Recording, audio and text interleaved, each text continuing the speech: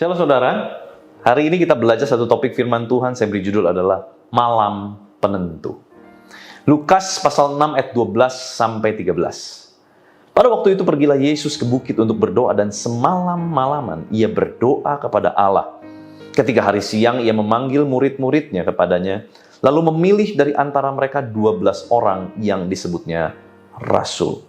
Saudara, di sana diperhatikan, kita harus perhatikan ada satu kata, yaitu semalam-malaman Yesus berdoa. Untuk apa? Untuk menentukan sebuah pilihan. Itu adalah malam penentu, di mana besoknya ada satu keputusan penting, di mana Yesus harus memutuskan untuk memilih 12 rasul. Saudara, mungkin hari-hari ini kita sedang menghadapi malam penentu, di mana kita sedang ada di ujung, di mana keputusan harus segera kita ambil. Tetapi biar sebelum kita ambil keputusan, kita mencontoh apa yang dilakukan oleh Tuhan Yesus. Tuhan Yesus berdoa semalam-malaman. Mari, saudara, jangan mengandalkan hikmat kemampuan kita. Kita perlu menganalisa segala sesuatu dengan baik, iya.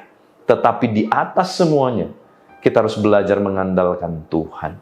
Biarlah betul-betul Tuhan yang memutuskan keputusan yang terakhir dalam kehidupan kita.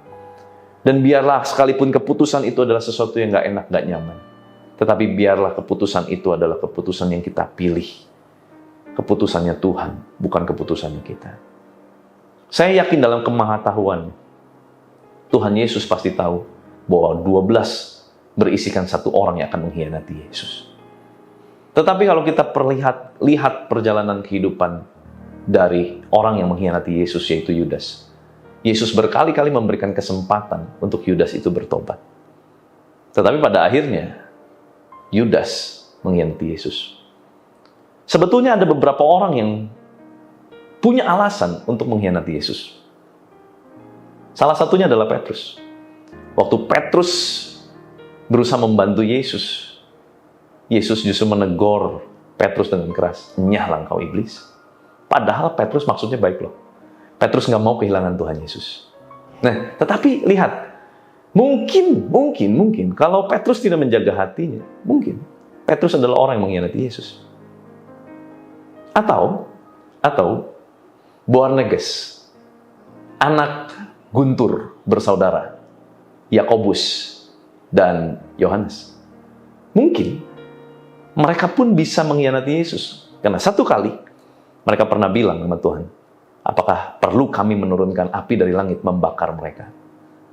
Tetapi Yesus menghardik mereka. Jadi mungkin juga kedua orang itu menjadi pengkhianat yang mengkhianati Yesus. Tetapi pada akhirnya, saat semua diberikan kesempatan, ternyata Yudaslah yang akhirnya tidak pernah menerima kesempatan itu. Yudas mengkhianati Yesus. Itu adalah keputusan sulit menurut saya, apalagi dalam kemahtauannya. Yesus memutuskan pasti akan ada satu di antara 12 itu yang mengkhianati dia. Sebab itu sudah ditetapkan. Nah saudara, malam penentu. Malam, bicara mengenai sesuatu yang gelap, sesuatu yang mungkin kita juga gak tahu apa yang akan terjadi saat besok hari tiba. Tetapi biarlah saat malam itu datang, saat kegelapan itu datang, ketidaktahuan kita, kebingungan kita datang, marilah kita memutuskan untuk menyerahkan kepada Tuhan. Berdoa dengan sungguh-sungguh. Semalam-malaman adalah sebuah kunci, di mana di saat kegelapan itu masih ada, di saat kebingungan itu masih ada, selama itulah kita terus berdoa. Supaya apa? Tuhan memberikan kita keyakinan untuk mengambil keputusan yang tepat sesuai dengan kehendak Allah. Izinkan saya berdoa buat saudara.